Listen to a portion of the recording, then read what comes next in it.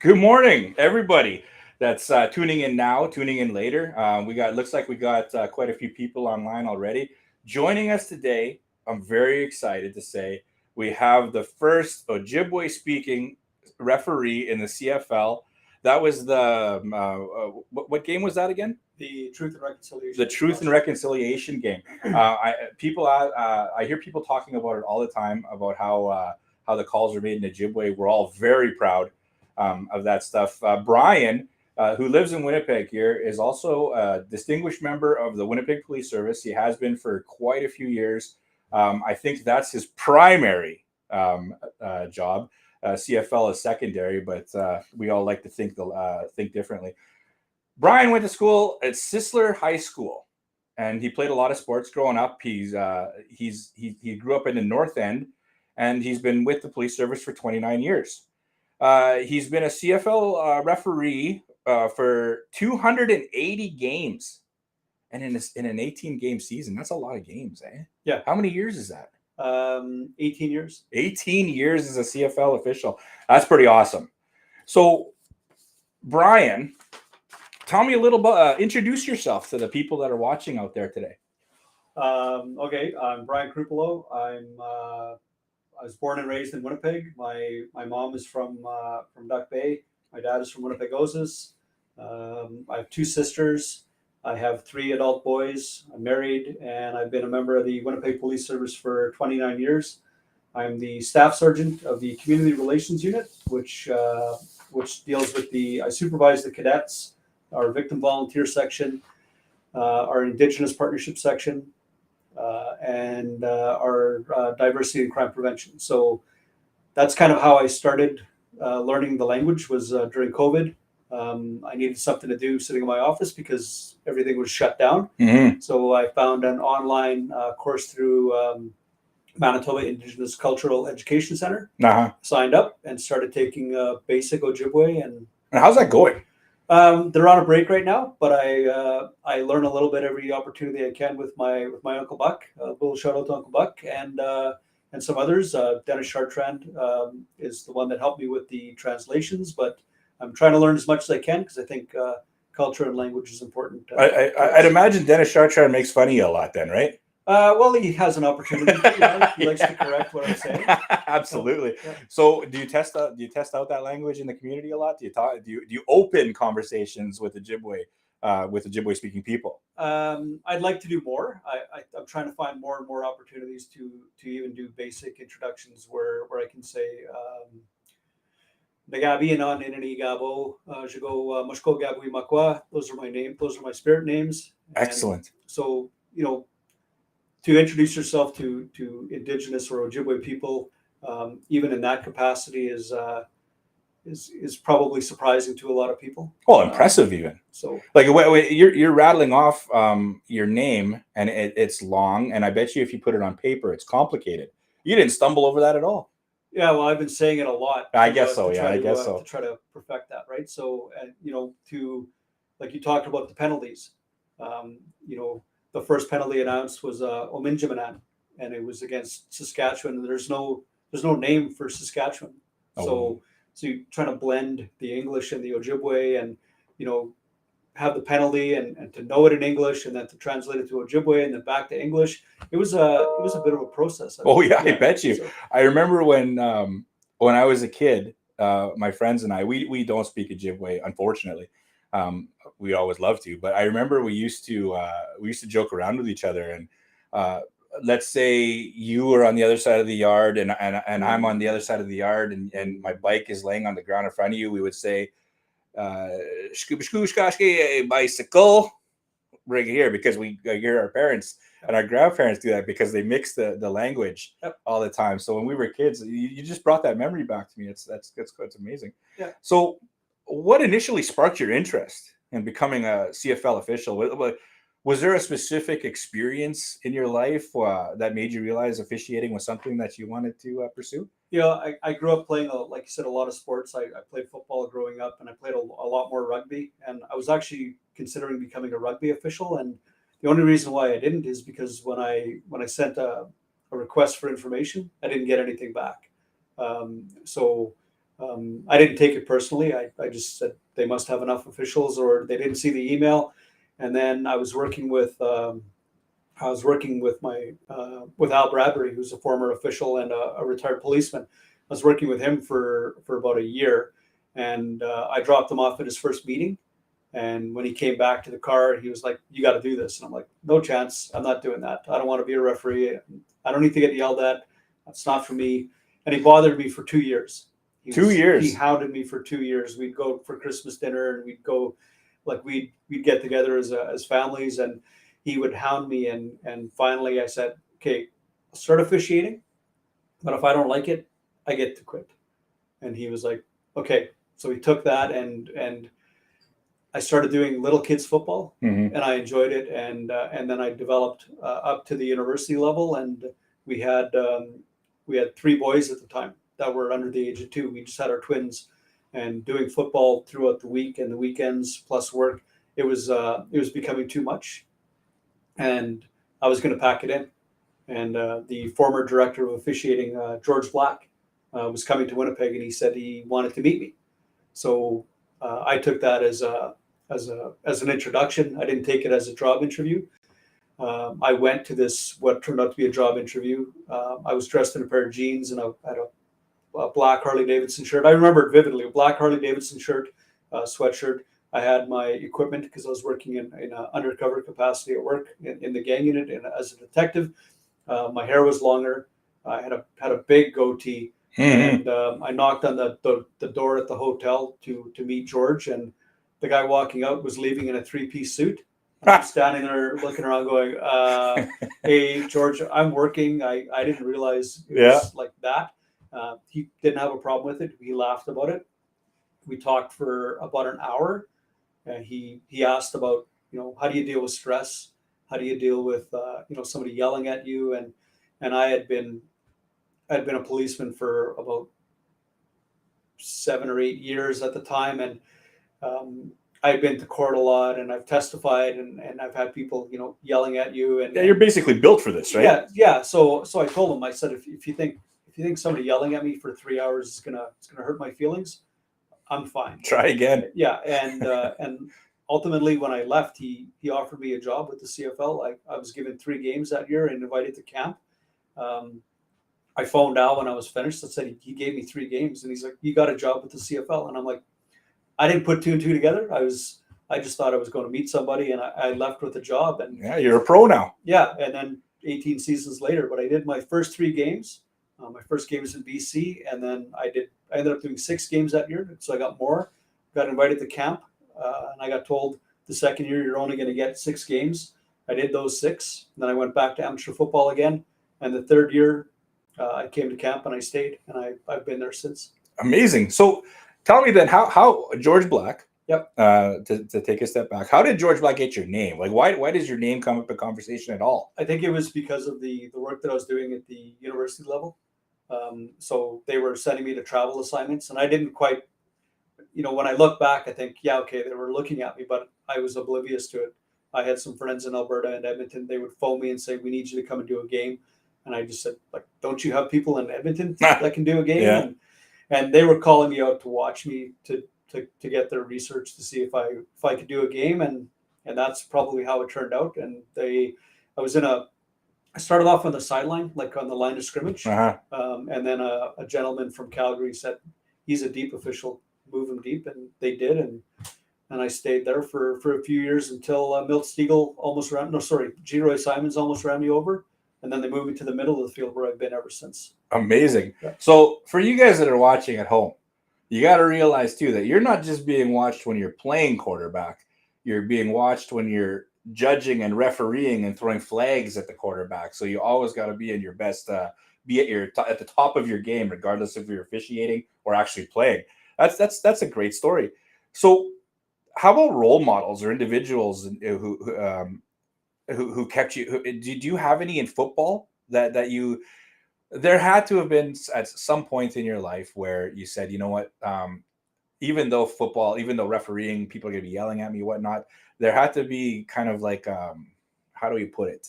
A starstruck kind of thing. Like, it would be amazing if I could be like around these people. Are there any people in your life like that you really enjoyed meeting, enjoyed being around, working with? It's kind of weird when you think about it in that way, because I've done almost 300 games. I'm getting close to 300 games, and I've met a lot of players, met a lot of coaches, and you meet icons like Pinball Clements, super nice guy, and he's, there was one game where he was yelling at me on the sideline, and I wouldn't give him the time of day. It's like that commercial where the referee's getting yelled at, and then he goes home and he's on the couch and his wife is yelling at him, and they're like, "Where do you get training like that?" And you see the guy getting yelled at, but I didn't pay Pinball any attention because he was asking a silly question, and then you get to meet people like that and they say hi to you, and it's weird when you, like, I went to a family function or a fundraiser for my kids' hockey tournament, and Coach O'Shea was there, and he came up and talked to me. Like, I didn't go talk to him. Like, he saw me, he came up and started talking to me, and people were like, "Who's that guy? Like, why is he talking to you?" So these guys are more starstruck with you than you are with them. Then I think it's good for them to know who I am, right? So, but I've met a lot of great players, and you look at the size of some of these people, and they're just huge, and they're big kids playing football. Yeah. Well, I was telling somebody yesterday, I was having a conversation yesterday with someone about when my son went out to Kelowna to try out for the Rockets. And I had the opportunity to sit with Adam Foote in the stands. His son was playing with the Rockets at the time. And Adam Foote, we were sitting down beside each other, and I didn't think much of it because he seems a little shorter than you would think. He's probably taller than me, but I'd expected him to be a big giant. Yeah. But then when we stood out in the hallway, he was literally shaped like the Incredible Hulk. Like, you didn't notice it when he's sitting there in the stands like this, but as soon as he stood up, his calves were as big as almost my chest, and his forearms were huge. Like, he was literally shaped like the Incredible Hulk. I imagine that's a lot like what it was like for you and the CFL players. Yeah, right? and you, like, when you talk to them all the time, like when you do season after season, and you see the same people, that they'll come up and start talking in the middle of the field, and it's, to me, it just seems different, right? It's kind of weird. Why are they, they're talking to me, and I'll have people go, hey, that he came up and talked to you. I'm like, yeah. Well, I'm sure you got some friends that around the CFL, like not just in Winnipeg, here where you live, but around the country. And we were speaking beforehand, and I mentioned, I said, what did I say? Who doesn't have a bomber hat? Yeah. I should be wearing a bomber hat today. Yeah. And you said you don't. And you mentioned that you're not allowed. Yeah. We don't wear any team branded equipment, like your jersey or your hats. I don't wear any of that. If I go to a football game, it'll be essentially just like this. I'll show up, I'll sit down, and you get looks from people sitting beside you because you're not wearing a jersey. Well, absolutely, especially when they're wearing those 10-gallon hats. Yeah, around the state. The new big hat. Yeah. Or the big foam finger. Yeah, the big foam finger, and you don't have none of that. You're not. That's very interesting. I mean, I guess it should be obvious to me. I mean, you have to be impartial all the time, right? But yeah, it does seem like a big football guy without a football jersey. Do you have any NFL jerseys? Or any NFL gear, for that matter? Well, I went down and did participate in the NFL exchange program. So I did a game in Jacksonville as well. Oh no! I did a preseason NFL game. So the Jaguars and who? It was Tampa Bay and Jacksonville. Nice. So, yeah. So I did that. That was a few years back, but I don't have any of that stuff. So, oh wow! Yeah, so how was that experience? It was really cool. They're big, fast people, and it's smaller football field. Mm-hmm. Obviously, different number of downs, but they're very precise, right? And in their routes, they it's so many steps, and they're cutting. It's not run here and turn. They know how many steps are in their pattern, and they're to go to training camp with them in Green Bay, and then to go do a game where there's 50,000 people sitting in the stands for a preseason game. Mm-hmm.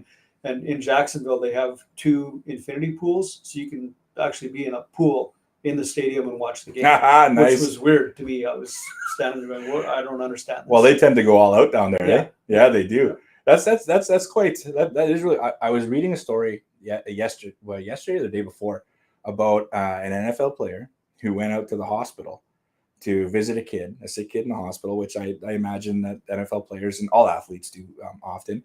But the funny thing about the story is that they mentioned how the football player, and I can't remember his name now off the top of my head, but he played NCAA football on PlayStation 5 with this kid who was in the hospital, and he smashed him 91-32. And right away I thought to myself, why would he do that? And then it occurred to me, because I'm driving and I have time to think about it. It occurred to me that, you know what, this guy knows football so well that he flips through those plays in the list, and he knows exactly how to run them, exactly when they're appropriate, exactly what to do and when to do it. And when you mentioned the NFL and how precise they are, I'd imagine that's a lot where that comes from. That when I was thinking about it yesterday, it has to be like that when they're playing video games too. They have to be very, very good. Yeah. Well, you have to look at it as well. Like a lot, like I said, they're young guys. They're kids playing football, right? Mm-hmm. They're big kids playing football. They're not leaving practice to go to a whole bunch of different jobs. They're going home to either study or they're taking a break, and a lot of them do get on their gaming equipment and play. Yeah. So, well, Patrick Laine, right? He was famous for that stuff. Right. Yeah. So, Holy, we're talking a lot about the CFL here. We've gone over a lot of these questions, actually. You're a great interview. It's flowing really well, eh? Made it easy. Yeah, totally. So this truth and reconciliation game, calling the penalties in the Ojibwe, how did we come up with that? So during the playoffs a couple of years ago in the NHL playoffs, they were going to announce one of the games in Cree. Yes, I remember that. Just happened to be sitting at camp with the current director of officiating, Darren Hackwood, and we're sitting there, and I said, I can announce the penalties in Ojibwe if you want, because I happened to be taking the classes, and I made an off the cuff comment to him, and he went, I'll see what they say. And I didn't think anything of it. And then he phoned me and said, the league likes the idea. We want to do that. And I went, I have to learn all the penalties now. That story again too, there seems to be a pattern here, Brian. I'm sensing a pattern here. So the pattern is this, that you seem to be in the right place at the right time often. Yeah. Like even going back to when you said you called the rugby official plays. Yep. And it just so happens that someone who may be having a bad day, might have been overwhelmed at the moment, or might have been just poor at their job, didn't reply to you. Yep. And kind of led you into the CFL world Yep. unwittingly. Yep. And then so on and so forth. You're not, hey, Yep. we should do this in a Ojibwe. Hey, I'll see what they say. Yeah, and then he gets a hold of me, and I'm sitting there going, okay, now I have to figure out, like, I have to translate all these penalties to Ojibwe. So I got a hold of Dennis, and I asked if he could help me. And, and he's the one that gave me the translations, and I, like, so for like 2 months, I would literally get on a plane to go somewhere, and I would look at my penalties and try to remember one a day and to keep going. And the one that I really wanted to do, I didn't get a chance, and it was roughing the quarterback, and that's oh my gosh, Kagiyan. I wanted to say oh my gosh, yeah. But we had a penalty on the quarterback, but it wasn't roughing the quarterback. It just happened to be roughing, and I'm like, but I don't want to say that. I want my penalty. And not a chance, eh? So have they talked about doing that again? They've talked about doing it again. They're going to see if the schedule works out. Probably going to get the game, but there's nothing concrete yet. The schedule's not that far for us for our assignments. So I noticed that in pregame and then in interviews you had a ribbon shirt on. Yep. But in the game you wore the official referee. Was there any discussion of you having a ribbon shirt on during the game? So not for that one, because I didn't have my ribbon shirt yet. So I had it made, and then I brought it to Grey Cup, and I asked if I could wear it for the walk around and that. And, that's two different games. Yeah. Yes, that's right. So I'm gonna have one made for that game, and if they'll allow me to wear it, I will. Because that is like that's almost like a quote unquote breach of proper uniform. Just different uniforms for them, and they need to see it and approve it before they'll let me do it. Yeah. Have you heard any buzz about what they're gonna decide, or has anyone talked about it? Well, I know we're letting the cat out of the bag here, but probably before we should be, but before the Grey Cup, I had permission for the walk around, and I'll be honest, I was a little hesitant to wear it during the game. I didn't want it to get ruined. Yeah, absolutely. So I may do something a little bit different, and and seek their approval. Well, I mean, they do. Well, not this year, actually. The new announcement coming out just a few weeks ago, but they do have the warm up jerseys as well in the NHL. So, or they did have them. They're not going to have them anymore, but they did have them. So, what you were doing was not really out of the ordinary. Well, if you for the CFL, sort of, for the CFL, yeah, right. Like, but we're talking about an official for the first time. Oh, yes, announcing penalties in absolutely. Ojibwe and wearing colors and a ribbon shirt and those things. Those are like when I walked out to do the walk around before the Grey Cup, there were 3 Indigenous ladies that were seated right at the exit when I came out, and they're yelling at me to turn around. They want to take my picture. To me, that's different, right? And there was a lot of positive commentary. Oh, that's good. Based on the Ojibwe language during the game and wearing my shirt. So, well, you never know until you're actually rolling something out how it's going to be received by people, right? Yep. And you're always going to have critics. Did you experience any criticism? I received a lot of positive feedback from people. A lot of nothing but good comments. Excellent. Excellent. Before the game, everybody was super supportive. Like, hey, what do you need us to do? I'm like, unless you're going to learn Ojibwe in the next 15 minutes, you can't help me, right? I appreciate my friends, but you can't. And so we went out, walked around before the game, and they had all the chiefs there. I said hi to the chiefs, and it was really, I thought it was good for everybody to be there, and all the orange in the stands with everybody there for the game, and then we're sitting there right before we go out. I'm like, are you nervous? I'm like, yeah, a little bit. There's 30,000 people here. And then I said, one of my buddies looks at me and starts laughing and says, and the 2 million at home watching the game. Mm-hmm. Oh, thanks. I wasn't thinking about that. Yeah, I can't even imagine how even the sense of pride in being out there that you must have been experiencing and just the excitement. Like even myself, I recall when the Jets were in the first round playoffs with Minnesota, I had the opportunity to sit in the front row of the arena for that game, and in the opening there, the place was just out of this world electric. It was amazing.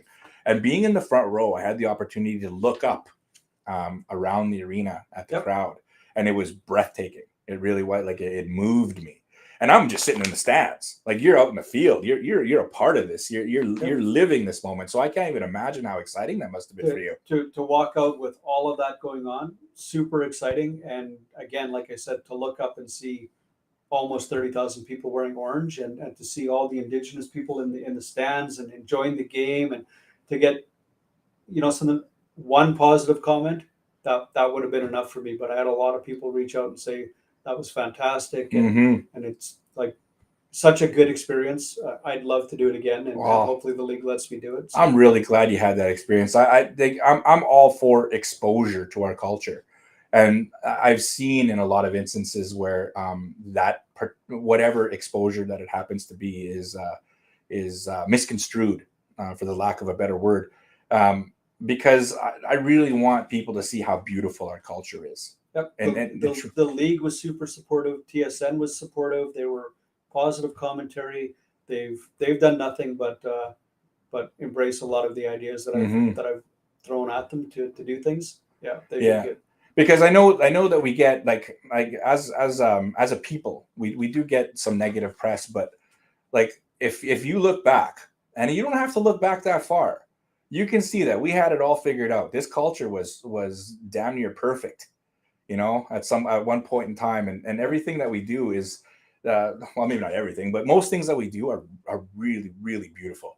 And they need to be shared with as many people as possible. And I'm glad that there's people like yourself out there that are willing to put yourself on display, even, for everybody to see that we're doing amazing things. Yeah. And I'm really proud of that. I've had a lot of people reach out and ask questions, and my response back to them, like my white friends, for lack of a better term, is as long as you're trying in a good way. Yeah. Then absolutely. Absolutely. And that's what I'm trying to do here by interviewing like yourself and these other great people that come from our community, because we do have a lot of talent coming out, a lot of talented, wonderful people doing amazing things. And I want to make sure that I tell all of your stories to as many people as I possibly can, and put them out there and let them live on our YouTube channel.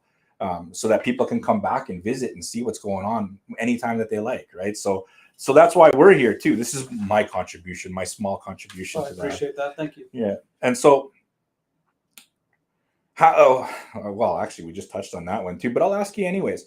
As the only First Nations official working in the CFL, how do you view your role in promoting diversity and inclusion within the league? And has there been any challenges brought about by your Indigenous heritage?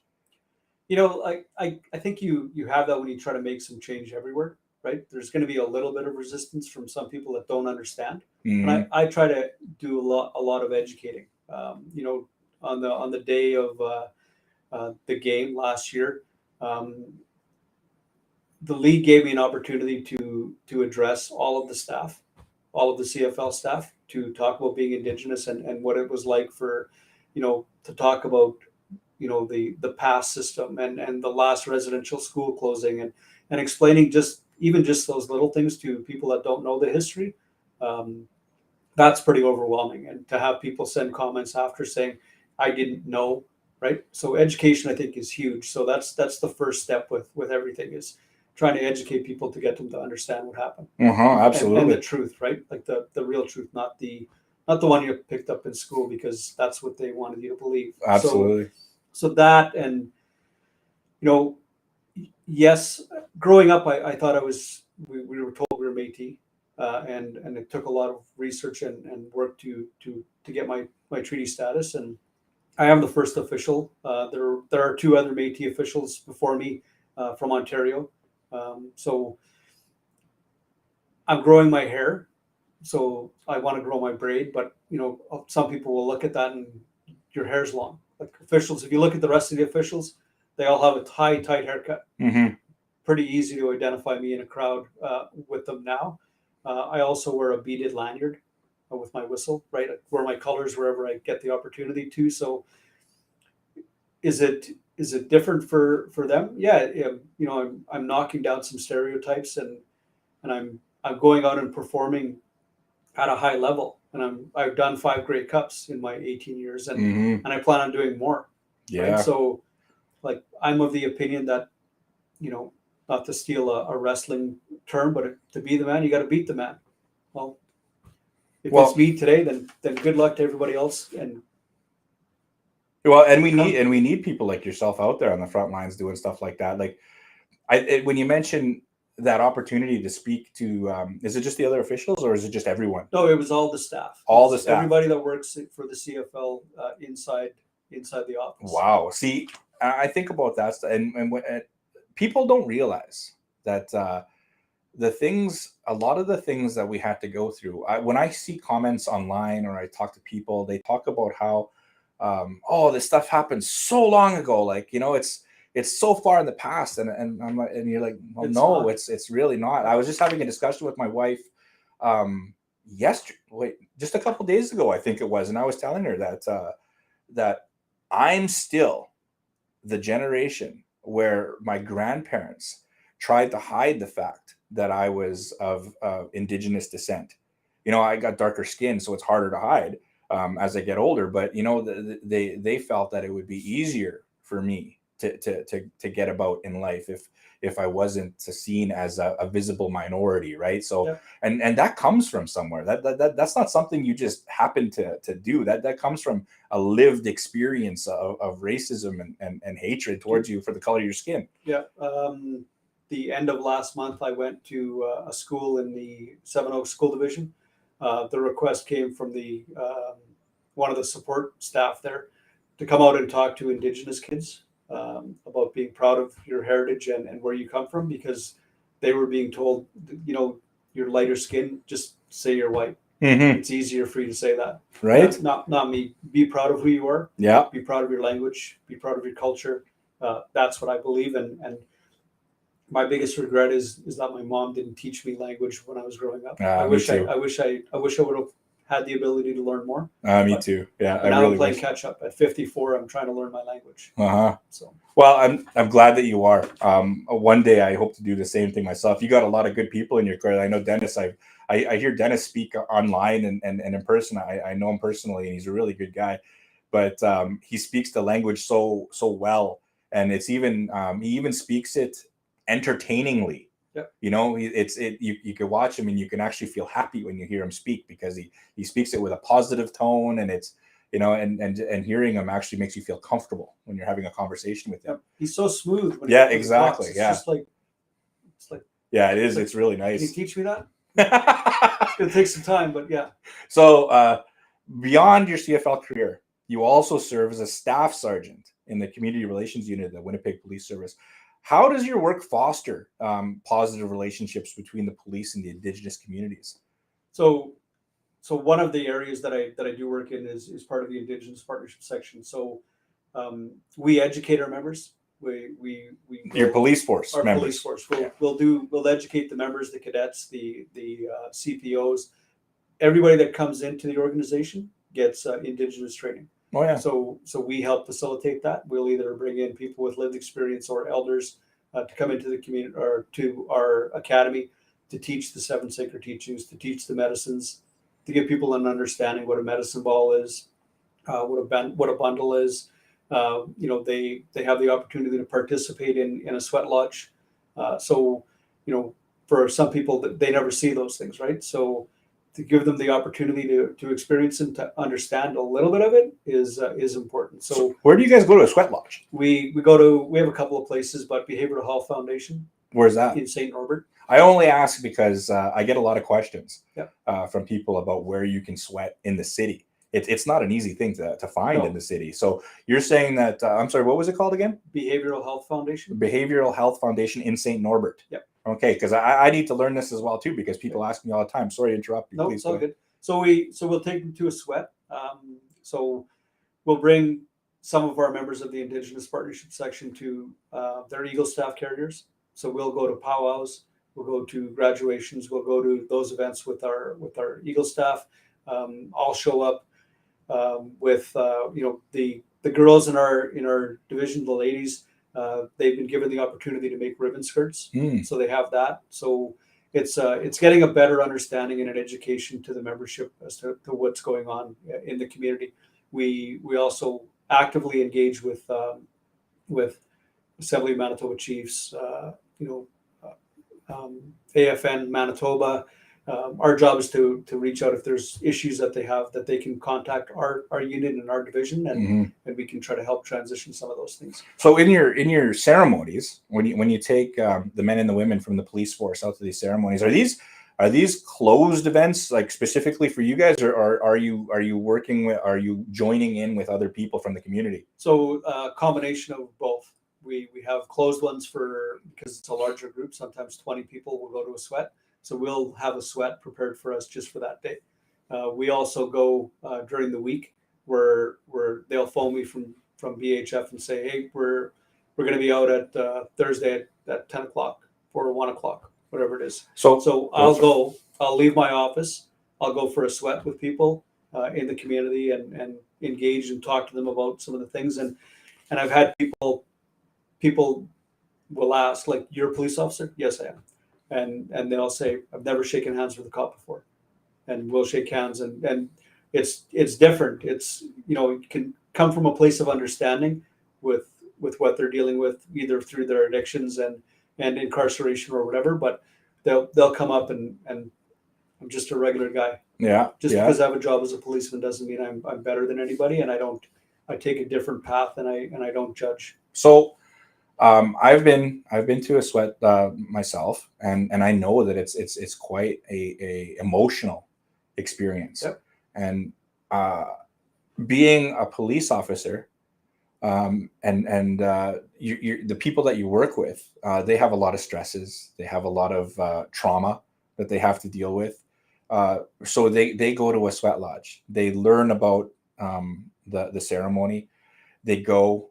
Do they have the same types of the non-Indigenous police officers that go to? Do they have the same types of experiences that we do? Like, does it hit them as profoundly as it does for us? I think it surprises a lot of people how you feel when you come out, spiritually lifted and you know, emotionally you've had a conversation, and what you say in there, and and getting an understanding and listening to what people are going through, and having that. And like I said, I don't judge, and I tell people, the biggest thing I tell people is you got to be kind to yourself. You got to take care of yourself first before you try to help other people. And so what did they say coming out of the sweat lodges then? What are the comments generally like from the people experiencing it for the first time?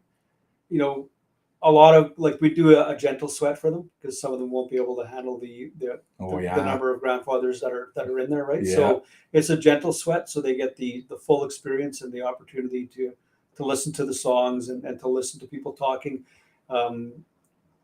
Again, it's something that people will say, it's the first time I've done this, and I want to do it again. And have they? And they have, yep. On their own. That sign up that want to come in and have us teach another course, or they'll show up to do another sweat. So you do have then police officers going on their own Yep. to join a sweat after experience it. Well, that's awesome. Yep. That is awesome. Like I said, exposure to our culture. It's nothing but good. So moving on, I understand you find yourself in both the North American Indigenous Athletic Association Hall of Fame and the Manitoba Aboriginal Sport and Recreation Hall of Fame. What do those honors mean to you, and how do you believe they contribute to the recognition of Indigenous athletes and officials? So Dr. Dan Ninham from the States, he got a hold of me on Facebook after he saw me do either, I can't remember if it was the Ojibwe game or the Truth and Reconciliation game, or the Grey Cup, but it was one of them. And he sent me the application and said, fill this out.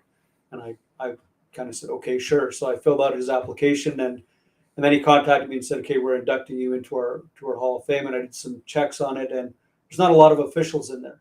And there's a lot of great athletes. I'm gonna say that Indigenous people are some of the best athletes you can see. Agreed. Right? They're high caliber athletes. We have some great people. We have a lot of skills that people probably undervalue or don't think that we have.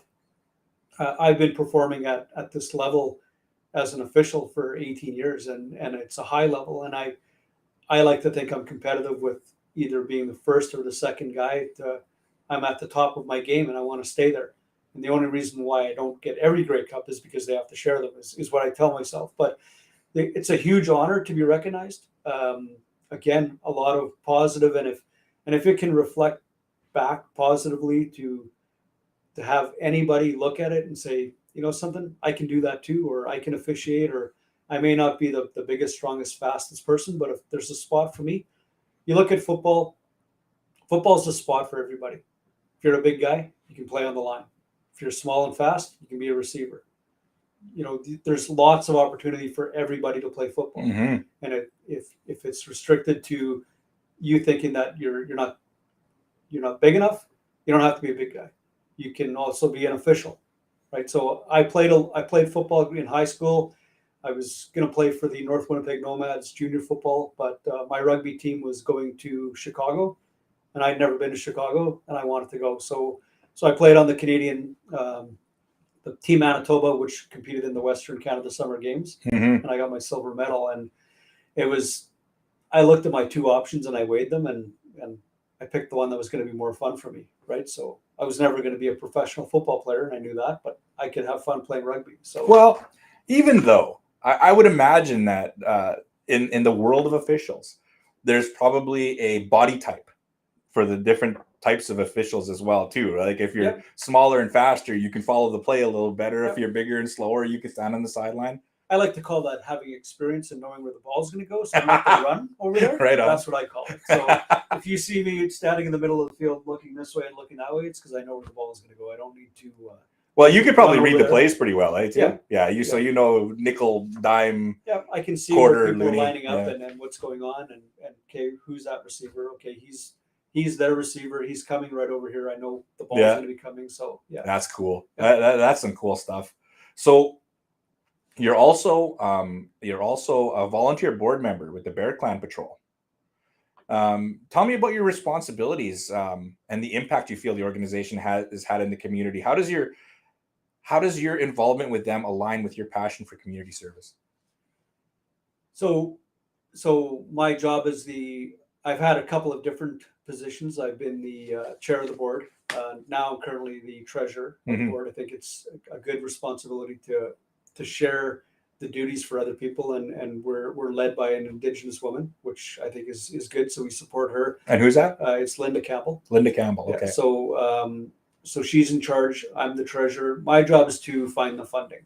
So I will literally sit when I'm at work, because I've been given permission to help the Bear Clan. I'll sit at work and I'll type grant applications, and I'll find funding applications and opportunities, and I'll take every opportunity I can to secure funding to help the organization, either with the patrol or the food program. I've raised several $1 million helping the organization, and during COVID, I helped create the hamper delivery program, where we're supplying food to over 400 families a week. Amazing. Instead of lining up to come and get food. Absolutely. So to have people say small things like, if you guys weren't here, I'd have to jump in a dumpster to find food, or I'd go steal it. There's no dignity in that. And if they come to get food, it's barrier free, and they can come in and get what they need, and it helps out the community. So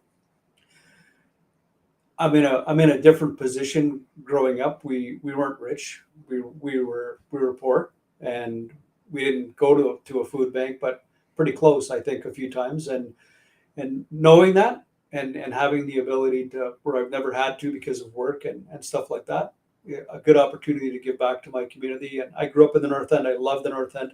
I went to high school there. I've lived there. I've worked there for 7 years, and they had to kick me out of the North End because you're only allowed to stay for 5, and I got 7. I love the North End. Love everything about the North End. Yeah. The people, like, it is the best place to work, because you deal with everybody. And I had so much fun working there. I'd love to go back, but I can't because of my rank. I was going to say, so when you said 5 or 7, I'm assuming that you're talking about your like a tour of duty. Yeah. With the police service. And then, the Bear Clan is an amazing organization. I followed them throughout the years. Their work, not their structure and their whatever, but their work. And I would imagine, like, I noticed that you made a mention of saying, well, I get permission to work with the Bear Clan, but I would feel like working with the Bear Clan as part of the police services would be essential, because the Bear Clan, I would imagine, really does help take the load off of a lot of the work that the police service has to do in the community, wouldn't they? Yeah, like we have a couple of different missing person profiles that we do. So if you have a loved one that's missing, you'll call the Bear Clan, because sometimes it's easier for Indigenous people to talk to Indigenous organizations, and that's what we promote.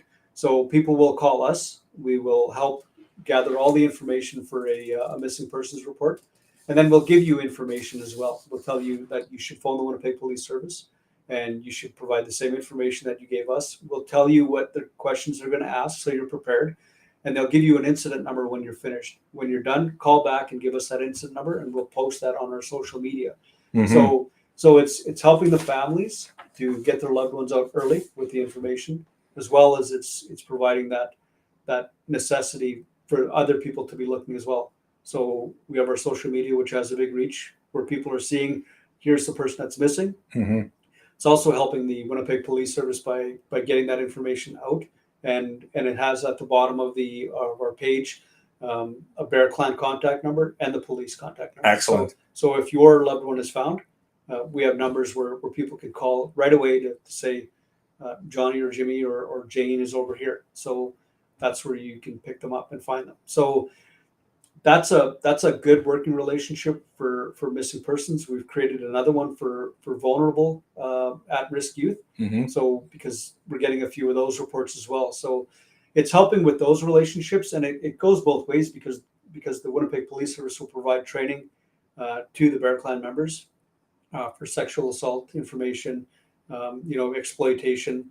So there's that training. There's nonviolent crisis intervention training that we've done. Personal safety messaging. So we provide training back. We help with some equipment. It's a good working relationship, and there's opportunities for more stuff to be done. Oh, that's awesome. That's awesome. Well, Brian, I mean, this has been an amazing interview. I've learned so much from you just in the last 45 minutes we've been talking. Is there anything else that you want to share personally with the people that are watching now and who might be watching later? Is there anything you want to say to everybody? I just want to say thank you for the opportunity. I think it's been a great experience to come in and unfortunately talk about myself for 45 minutes. It's different. It doesn't happen every day. To everybody that's watching and gets to partake a little bit, to gain an understanding that, like I said, just a regular guy. I'm a football official. I'm having a lot of fun. I enjoy everything I do in all aspects of work, football, and volunteering. Bear Clan Patrol has been a huge thing for me for the last little while, and I think it's a very positive thing. So if you have an opportunity where you want to come out and patrol, it's on the website. So go ahead. And again, Minegoziibe for giving me the opportunity to come and talk to you today. Yeah, my son has actually walked with the clan on a number of occasions, and he's very proud of it. And I'm very proud of him for doing it. And I love your humility. It's fantastic, but I want you to know that you are absolutely a role model. I'm very proud to have had the opportunity here to chat with you today, and I thank you for everything you bring to the community. And for everybody out there that's watching and everybody that watches later on, I just want you to know that we're streaming this on the Pine Creek First Nation Facebook page. We're streaming on our YouTube channel. There's been a link scrolling along the bottom to search for us on YouTube. Go ahead, like and subscribe to the channel. Keep up to date with everything we're doing. It's not just interviews. We stream community meetings. We're doing a segment with the chief on a monthly basis, it looks like, from now on. So everybody, please stay tuned. Keep in touch with us. If you have anything that you want to say, send us a message on the Facebook page, and we'll try to get back to you as soon as possible. But for now, I want to say see you later. Next month, we're going to be interviewing Mason Chartrand. Is on the docket. I spoke to him last week. He's excited to come out and talk to you guys. We're probably going to be doing that remotely. He's living in Pine Creek, and he's going to join us via feed. And so I'm looking forward to that, and I'm looking forward to meeting up with you guys all here again next month. And until then, Miigwech, thank you for your time, thank you for your attention, and I'll see you later.